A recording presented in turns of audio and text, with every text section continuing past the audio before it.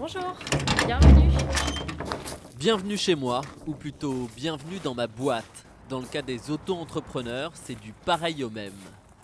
Géraldine ne prend pas le métro, n'affronte pas les embouteillages et les collègues balourds. Son bureau, en été, c'est cette table de jardin où elle confectionne ses bijoux. Le salariat, elle l'a connu, mais ce n'était pas pour elle.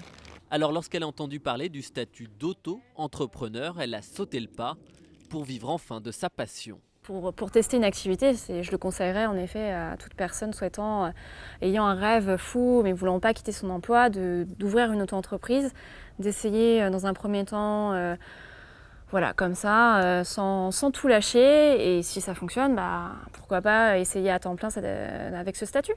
C'est ce que j'ai fait moi et là on arrive 3 ans après, je suis encore là. Une inscription en quelques clics, peu de formalités administratives et une imposition plus intéressante qu'une entreprise classique, le statut d'auto-entrepreneur séduit par sa souplesse et sa simplicité. Quand tu as une entreprise comme une SARL, tu as en effet des charges à payer, beaucoup plus conséquentes que celles qu'un auto-entrepreneur paye, puisqu'en fait nous on est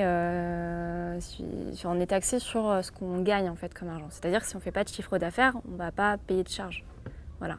En France, ils sont près d'1 million à avoir tenté l'aventure de l'auto-entrepreneuriat, 73 000 personnes de plus cette année. De bons chiffres qu'il faut relativiser, 51% seulement déclarent un chiffre d'affaires. Géraldine, elle gagne 900 € par mois, tout juste de quoi vivre de sa passion.